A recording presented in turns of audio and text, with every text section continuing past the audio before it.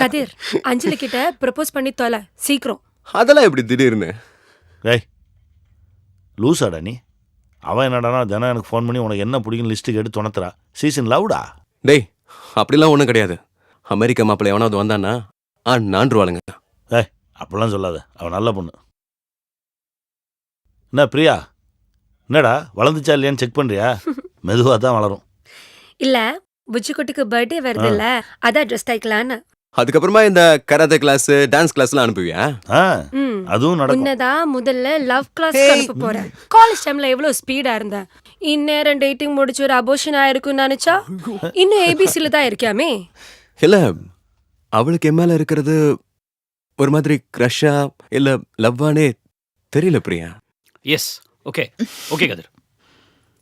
என்ன அபி, why you like this for the past few days? யா என்ன அபி, எதுவா இருந்தாலும் பட்டுன்னு பேசிடு. எந்த விஷயமா இருந்தாலும் டபால்னு பேசிடுவேன். இது personal matter. Hey, come on out with it. ஏதாச்சும் லவ் மேட்டரா? அதுதான் எங்கள் அம்மா கூட நிறைய வாட்டி கல்யாணம் பண்ணிக்கோன்னு சொல்லிகிட்டே இருக்காங்களா. Wow, who's the lucky girl? ஒரு பதிலே கேள்வி கேட்ட எப்படி? I love you, I love you Anjali. திடீர்னு உன் மேலே எனக்கு அப்படி ஒரு ஃபீலிங். என்னால் கண்ட்ரோல் பண்ணவே முடியல.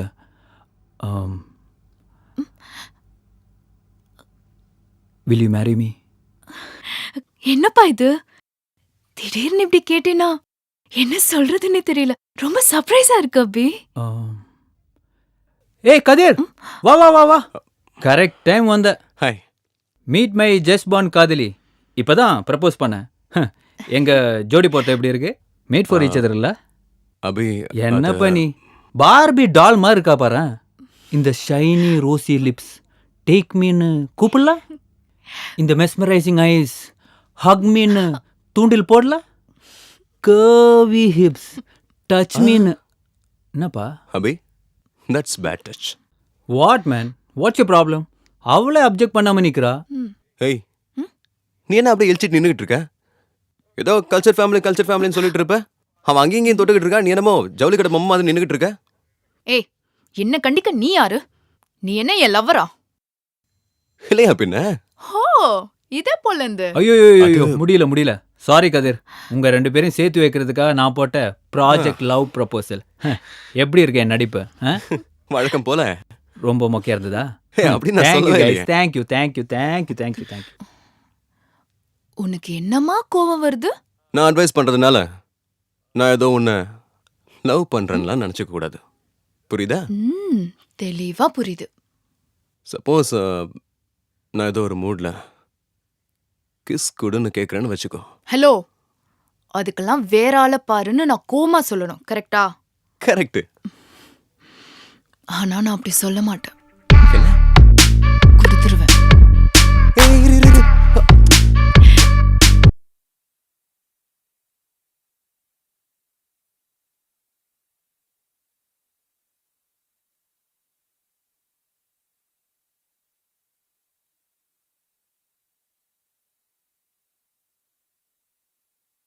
Joseph Selvaraj.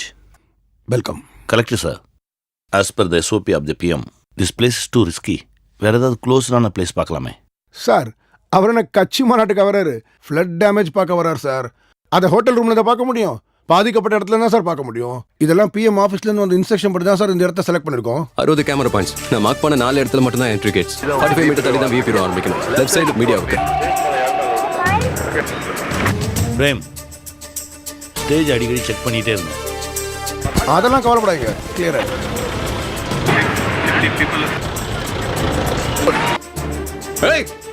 Hey, catch them.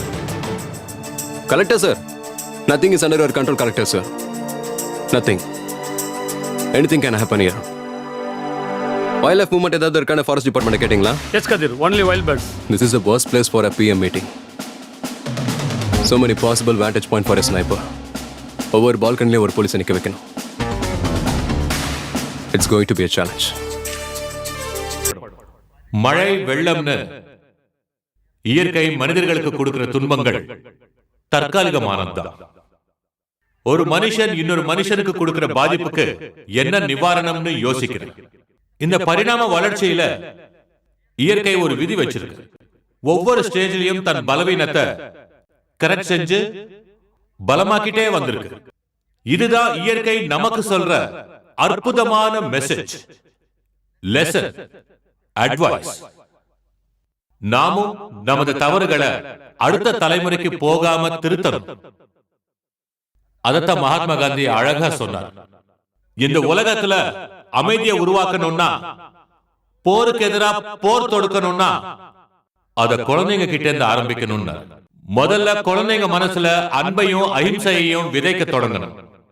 இந்த குழந்தைங்க அன்பான இளைஞர்களா வளர்ந்து நிக்கிறப்போ காஷ்மீரும் ஒரு சொர்க்க பூமியா மாறிடும். அழகான அமைதியான காஷ்மீரை மறுபடியும் கொண்டு வர்றதுதான் என் ஆட்சியோட லட்சியம். ஜெய்ஹிந்த். இன்று காலை ஜனாதிபதி மாளிகையில் நடந்த எளிமையான விழாவில் பாரத பிரதமராக அபிஷேக் வர்மா பதவியேற்றுக் கொண்டார். உதவி தரல பணம் எப்படி சமாளிக்க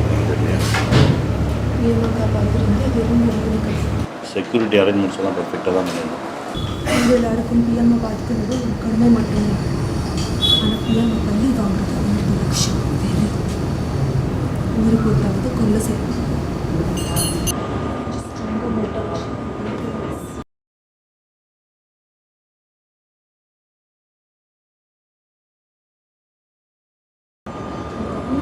மிஷின்ஸ் கிடையாது, சயின்ஸ் அண்ட் ரெகுலேஷன்ஸ் மட்டும் பாருங்க.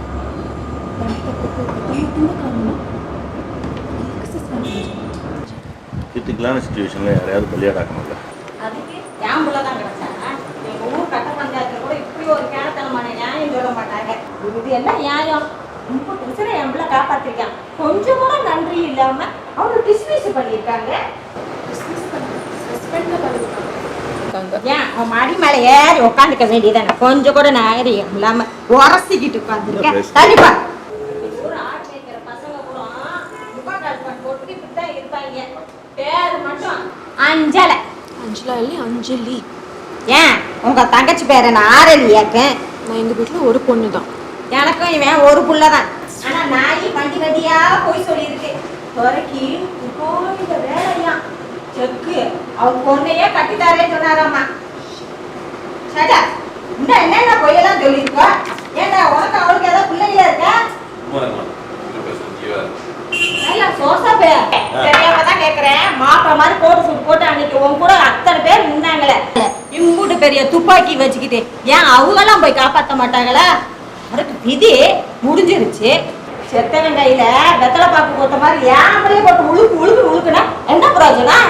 அம்மா நீங்கள் ஒன்றும் டென்ஷன் ஆகாதீங்க. கதிருக்கு அதே வேலை திரும்ப கிடைக்கும். யாருக்கு வேணும் அந்த ஐயனார் வேலை? வேற பொழப்பு இல்லாதவன் தான் புலம்பிக்கு தெரியணும். ஊர்ல வயல் தோட்டம் எல்லாம் இருக்கு. சொடக்கு போட்டா சேவை செய்ய 100 பேர் இருக்காங்க. டேய் கதடே கொட்டிய கட்டுறா, கிளம்புவோம்.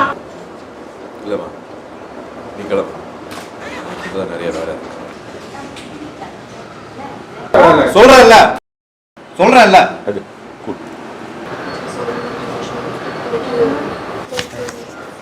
டிவிலேருந்து ட்விட்டர் வரைக்கும் டெக்னாலஜிக்கு தாளிச்சு கொட்டிட்டு இருக்காங்க. டிபார்ட்மெண்ட்டும் புரிஞ்சுக்கல, மீடியாவும் புரிஞ்சுக்கல. இதுக்கு பின்னாடி பேசுகிறேன், கொஞ்சம் நேரம் பேசுகிறேன். இவ்வளோத்துக்கும் காரணம் ஜாலஸ் பண்ணி செஞ்சான். அவன் யாரு தெரியாது.